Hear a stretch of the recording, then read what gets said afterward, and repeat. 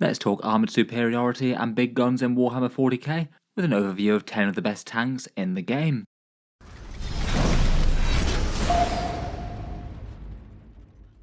Hello and welcome back to Auspex Tactics, where today we're talking tanks and armour in Warhammer 40k. And I thought that seeing as the channel's giveaway this month was for a whole bunch of tank armies, we'd talk a little bit more about armour in 40k. And for this one, run through 10 big chunky tanks and gun beasts that might have a bit of argument to be some of the better ones in Warhammer 40k in general.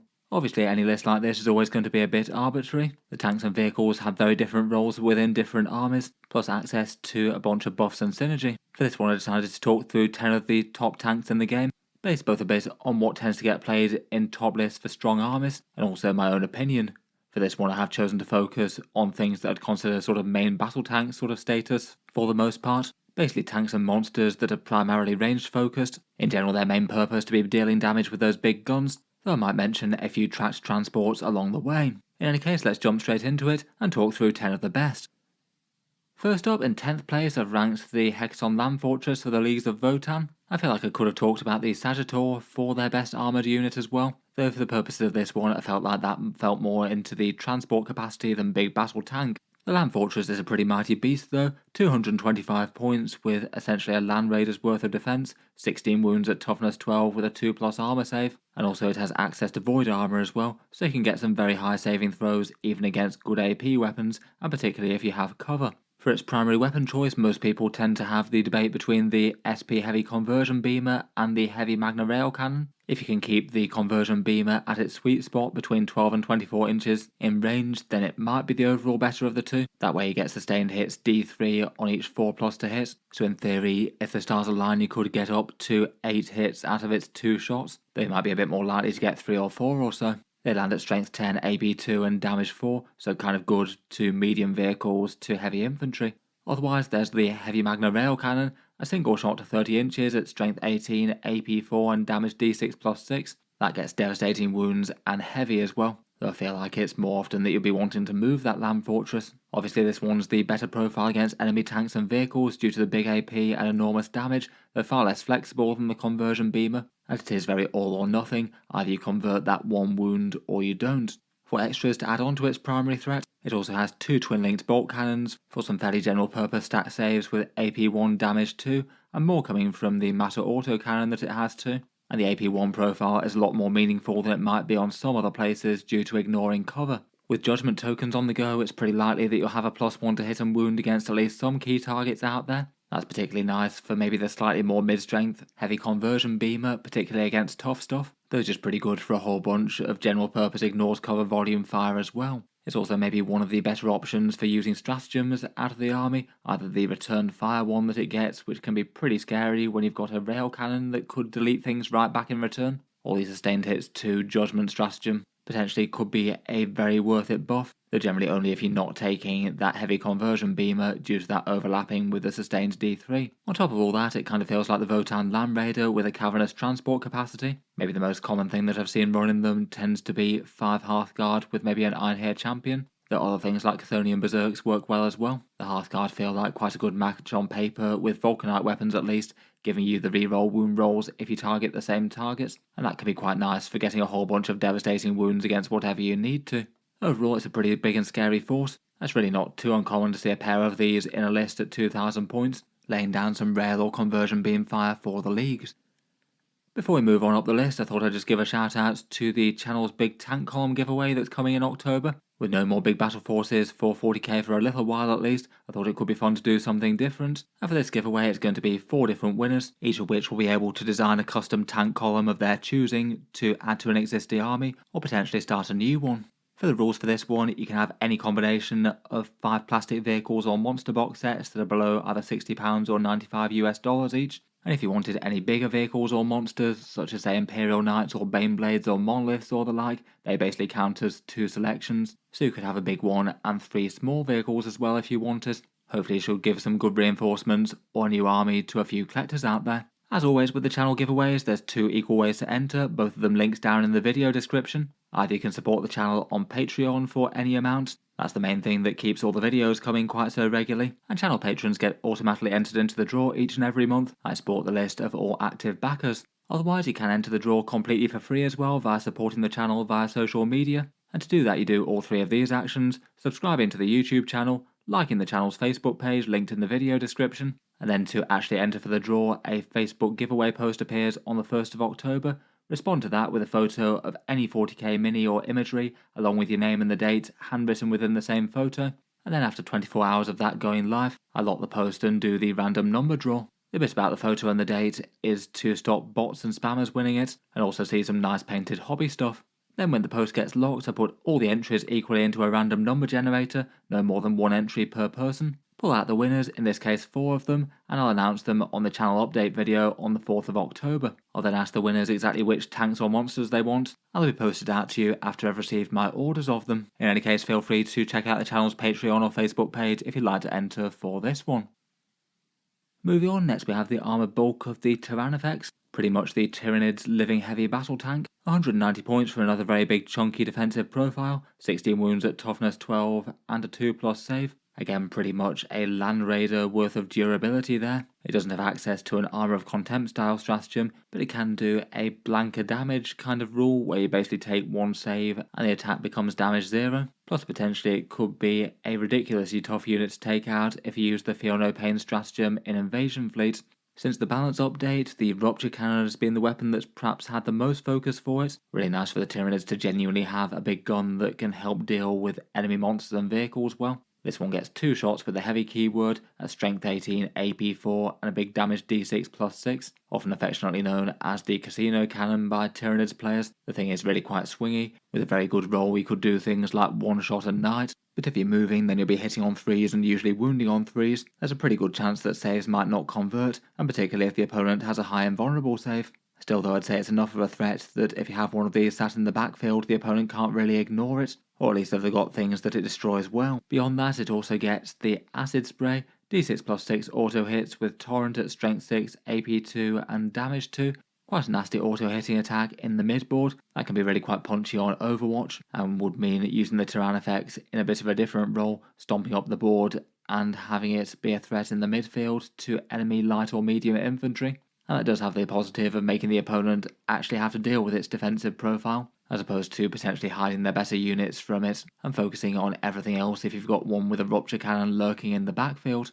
In general, it's just really quite efficient both from a damage and defensive point of view. It's pretty nice that it's a fairly good points per dollar ratio as well for Tyrannid collectors, and can do a few other interesting things with other Tyrannid synergies, maybe using the Hive Tyrant's aura of assault weapons if it needs a crucial line of sight, or comboing with certain debuffs such as the Exocrine's reroll ones to hit against its hit targets, or potentially the Neurolictor's +1 to wound if something fails Battle Shock. I feel like a lot of the time, probably the biggest value that you could throw this thing's way though is a single command point reroll if you fail a wound roll on that Rupture Cannon. Between all that, they do seem to be getting played in competitive Tyranids lists really quite a lot. It seems that 1 or 2 of them often seems to be the sweet spot. Next up, and sticking with the Xenos, I chose to rank the Necron Monolith here. For this though, I am kind of rating it here for Hypercrypt Legion armies, which I don't think is necessarily the most unreasonable thing in the world, given that it seems to be the way that Necrons play competitively most of the time these days. For the 3rd vehicle in a row, again its defense is incredibly strong for the cost. 22 wounds at toughness 13 with a 2+ save, and the ability to regrow wounds with reanimation protocols. And if you wanted yet more defense, could do well enough with a Canoptech Spider, giving it a Feel No Pain. The toughness 13 is really good against certain armies where they might be mainly hitting you with strength 12 weapons, things like Space Marine las cannons or Eldari lancers. The Monolith also has quite a good objective control. OC8 definitely doesn't hurt if it's going to be hovering forward towards the midboard. For its damage output, I think it does enough for the points cost, though it's maybe not crazily stand out. It gets 3d6 shots with its Particle Whip, with strength 8 AP1, damage 2 and devastating wounds. Then usually 4 Death Rays, which are kind of the real threat against tough stuff. 1 shot each at 24-inch range with strength 12, AP4 and damage d6 +1, and sustained hits d3 if you do roll a couple of lucky 6s.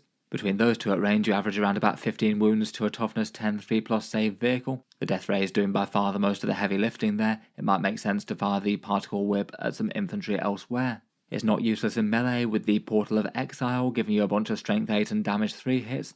And then it gets a lot of interesting movement and tricks in the Hypercrypt Legion, which I feel like takes it from usable to standout good.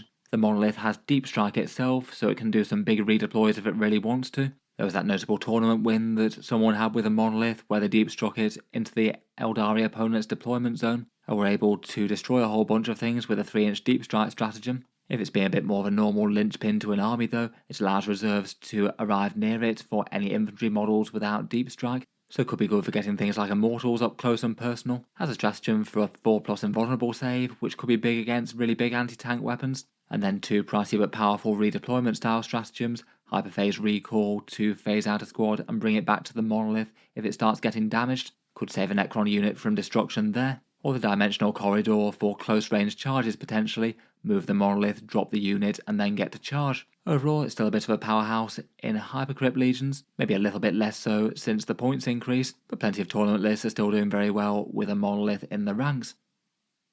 Next up I've chosen to go Guard tanks, and for this one I thought we'd talk about the Leman Russ variants all in one. They basically have the same profile, and the thing that changes between them are the turret options and their special rule.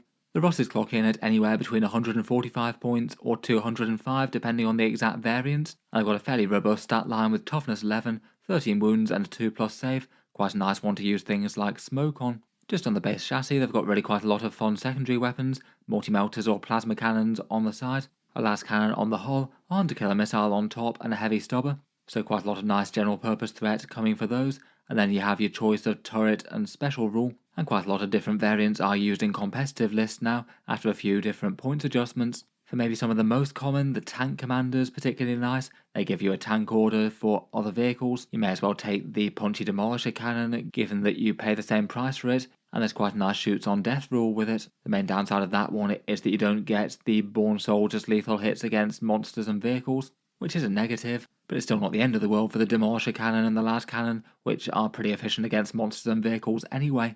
Otherwise, maybe the Leman Russ Exterminator is the other one that stands out the most with its AP debuff rule. Between this, Fields of Fire, and potentially even ignores cover, you can get loads of AP going for guard armies. Quite nice to have a tank that both does good damage and is a fun synergy piece too. And beyond that, the regular Russ is nice for its inbuilt rerolls. The Executioner has good AP and became far better now that it's got lethal hits against monsters and vehicles, and the Vanquisher's nice and cheap. The cannon's very swingy and a bit all or nothing, but taken in multiples it can be fine. Then Russes can get lots of different benefits, orders either from tank commanders or Lord Solar Leontus broadcasting them over a Voxcaster. An extra 3-inch to move can be a really big deal for getting lines of sight on things that you might not otherwise, but +1 to hit is a nice staple damage dealing one. The Born Soldiers' lethal hits against monsters and vehicles is particularly impactful for the sponsons, things like the multi-melters or plasma cannons. Certainly doesn't hurt the turret variants as well. And then Guard have got plenty of other interesting buffing options as mentioned, Sentinels to reroll hit rolls of 1, Hellhounds to strip cover, and Fields of Fire for extra AP. Between that little lot you could certainly have something like a regular Russ or a Leman Russ Exterminator, doing far more damage, particularly against things with good saves than you might otherwise expect. Perhaps their main weakness in guard armies is the mighty Rogal Dorn battle tank that they're competing against, which we'll get on to. Next up, and the one that have ranked in 6th place here, is the Doomsday Ark. Basically the massive great big Necron death laser that can sit in the backfield and take big chunks out of basically anything. For the 200 points, I'd say its defensive profile is okay, its toughness is a little bit low at T9, but given that it's got 14 wounds and a 4+ invulnerable save, a lot of dedicated anti-tank weapons won't do quite as well as they might against other things. And then it's got a serious amount of damage output. The main Doomsday Cannon is D6 plus 1 shots at strength 18, AP 4 and damage 4. That's a profile that's going to be seriously nasty against enemy monsters and vehicles, and the blast helps it out against elite infantry too. If it can remain stationary, you get heavy and devastating wounds from it, which is pretty nice to have a chance to punch through invulnerable saves, and makes it a good amount more accurate. On the move against a normal sized vehicle, it'll still average around about 8 wounds or so, and that does get quite a lot better if it can remain static. On top of that though, it's got perhaps a surprising amount of anti-infantry fire with those banks of Gauss flares. 20 shots at strength 4, AP 0 and damage 1 can clear out some interlopers in the deployment zone. They also come with lethal hits built in as well. And like the Monolith, it'll also quite enjoy Hypercrypt's teleport shenanigans. Basically you can look at it at the end of the opponent's turn and decide whether or not it's going to be able to get lines of sight on what it needs to. If not, then it just put it back into the hyperphasing and have it turn up from strategic reserve on the board edges to hopefully blast something anew with that Doomsday Cannon. Overall it's a pretty scary unit for a strong army, often making appearances in Hypercrypt Legion armies in particular, though it does face some stiff competition from things like the Locust Heavy Destroyers and various other infantry firepower combos. Since the points increase though, I feel like it's solidly ahead of the Canoptek Doomstalker, that one maybe only being a bit more viable in Canoptek Court. Before we move on to the final fives, I thought I'd just mention a few honourable mentions that didn't quite make the list for one reason or another, for things that maybe didn't feel like they quite belonged in the same sort of category as actual tanks. The Mutalith Vortex Beast and the Wardog Brigand are both really strong datasheets. For the Vortex Beast, it's basically included all the time for one of the strongest armies in the game, so it's a massively strong datasheet, but perhaps just feels a bit more of a dual role thing between a big gun on its back, also having a bit of melee threat and being a buffing unit though. Just feels like it's maybe a level further away than the Tyranid monsters from being a tank to me at least. If I did choose to place it on the list though, it'd be very high in Ds. For the War Dogs, they feel a lot more like actual bipedal walkers as opposed to a bunch of other things on here. Definitely could have made arguments that it should have been talked about though. Again though, I could have absolutely happily featured it in the top 10, given a punchy chain cannon and a great big anti-tank gun, and being just really fast moving and hard hitting. Otherwise, most factions in the game have some sort of reliable vehicle that fits the role pretty well. There's the Admech Scorpius Disintegrator with its punchy Ferromite cannon, the Caladius Grav Tank for the Custodes with very accurate anti-tank firepower, the Chaos Predators and Vindicators from Codex Chaos Space Marines. They can hit really hard with Dark Packs and get some cool buffs from Renegade Raiders or being Nurgle in Pact Bound as well. The Death Guard Predator adds some good anti-tank firepower for that faction, and quite likes the AP and toughness debuffs that other units can put on its targets. The Gladiator Lancers, a very effective gun tank for the Space Marines. Again, maybe one of the ones I could have quite happily placed in the top 10. A massive great big anti-tank weapon with inbuilt rerolls, has loads of value. The Leagues of Votan's Sagittor is really punchy. With its high las weapons, though feels a bit more like a transport to me, as does the Guard Chimera, which is really cheap and efficient and has more damage output than you might expect with a couple of heavy flamers, stubber and las gun array. The Land Raider Redeemer is a pretty ferocious flame tank that can deliver something important and melee for a Space Marine army, and just be an enormous Overwatch threat in the midboard. And if we're going with tracked vehicles, then maybe the standard Rhino is worth a shout out as well. A big staple for getting things from A to B for the Chaos Marines in particular, and plenty of other armies like Death Guard, Thousand Sons, and a couple more.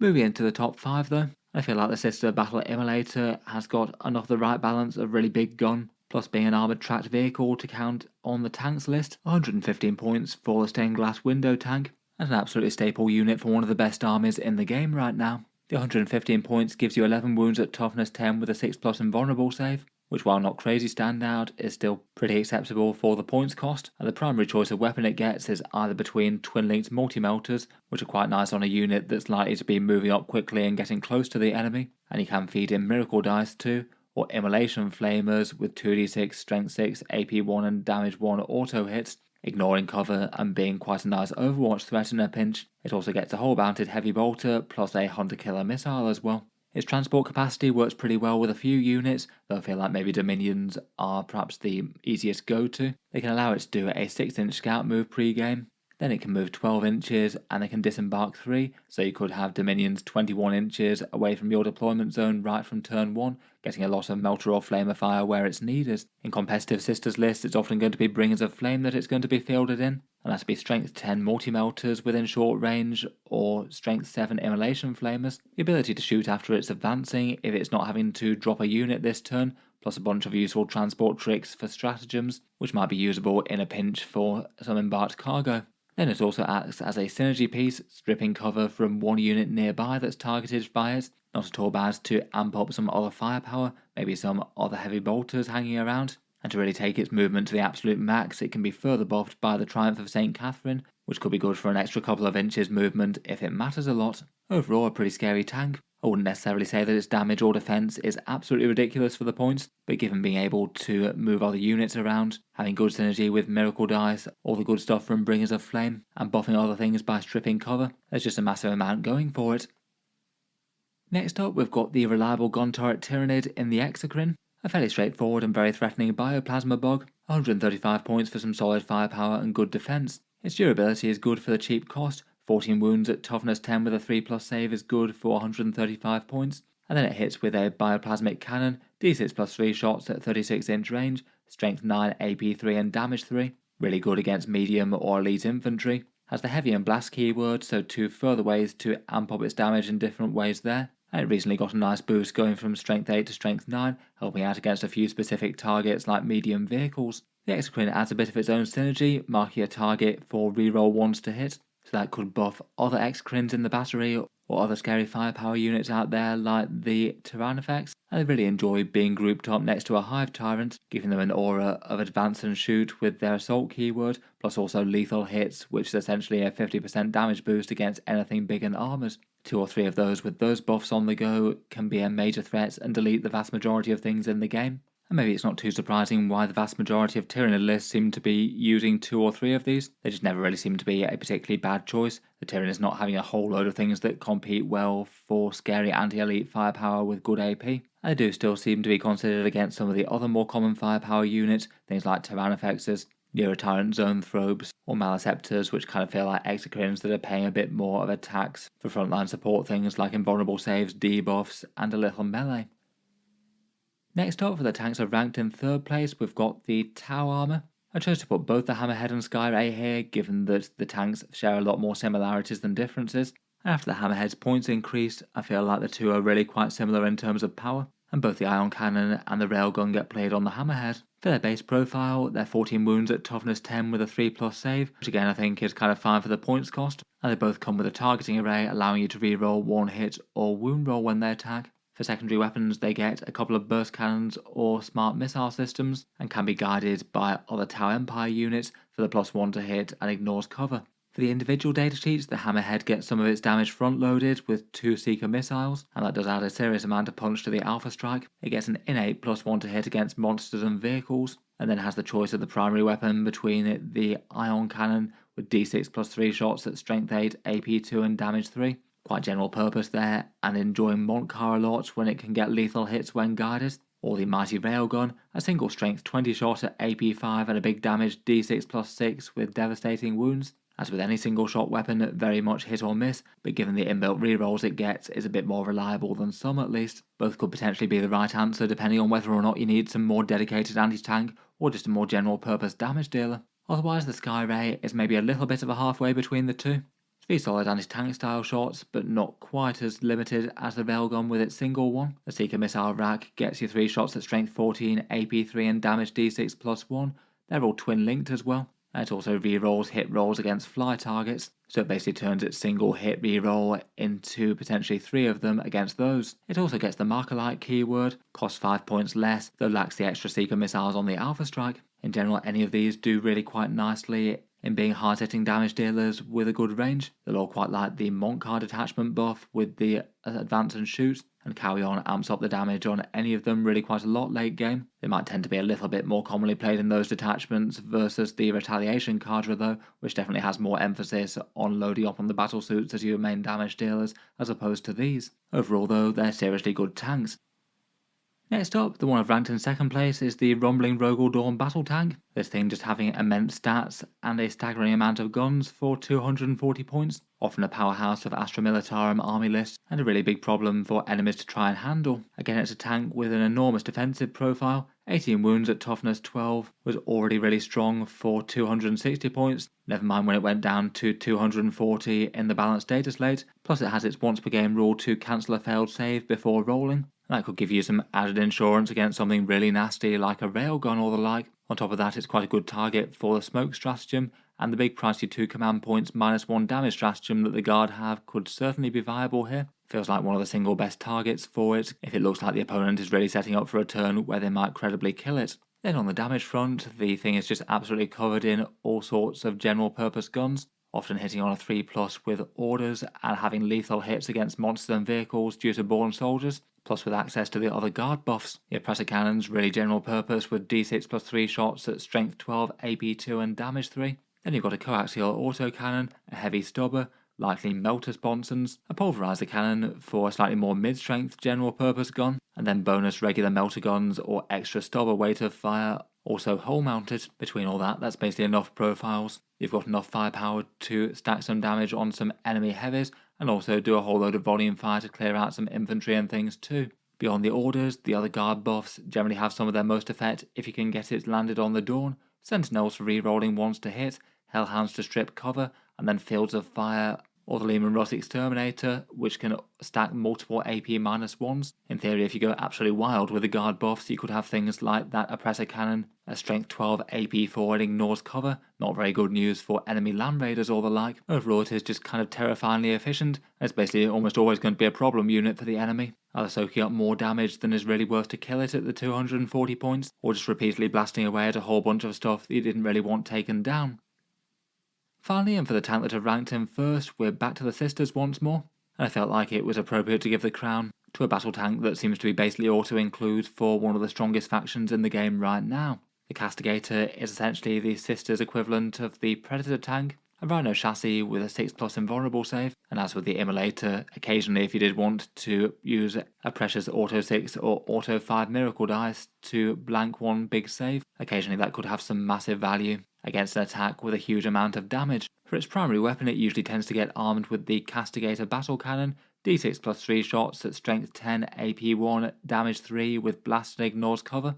It's not really going to be all that great against things that are either toughness 11 or toughness 12, but that does leave it a whole load of stuff that it is great against. The ignores cover is kind of important given the AP 1, unless you're shooting against 2+ saves, the enemy is normally going to get a 4+ save at best. The autocannon isn't really miles behind, but realistically it gets played quite a lot less due to no ignores cover, and that seems to outweigh the twin links for most people. Beyond that though, just 3 sets of heavy bolters with their sustained hits are rather nice, plus a hunter killer missile and a top hatch gun, and between those it's just quite a lot of firepower that can take down outlying units that is not really worth committing one of the Sisters' main damage dealer units to destroy. There's plenty of things where just melters nor flamers really seem to be the right sort of profile. It's pretty efficient against things like standard Space Marines, or things with medium toughness and lots of wounds but not the highest saves in the world. Its AP debuff that it hands out is a really great side benefit as well. You hit one unit and you can improve AP against the target. Potentially that could be extra nasty if a couple of Castigators are working in a pair.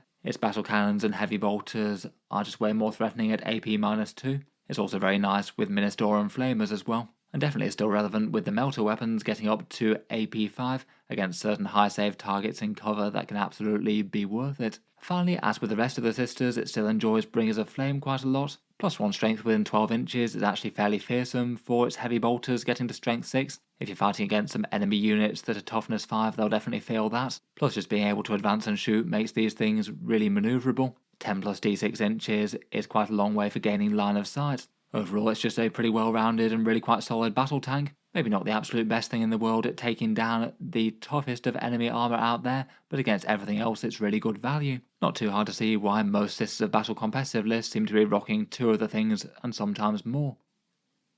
In any case though, I'll leave that there for this video. Let me know what you make of the different armoured options in Warhammer 40k, and would you have ranked any of the units higher or lower than me? Look forward to hearing your own takes on this slightly arbitrary top 10. As mentioned, if you do want a bit of armoured reinforcement for your own army, feel free to enter the channel giveaway for October. As mentioned, that's links down in the video description below, either supporting the channel on Patreon for any amount and keeping all the videos coming. A big thank you to anyone doing that, and of course the option to support on social media as well and boost the algorithms. Check out the channel Facebook page and check back on the first of the month for the entry post. Otherwise, feel free to subscribe or check back later if you'd like to see more like this. I'll certainly keep the regular 40k videos coming on Auspex Tactics. There do tend to be new ones just about every day.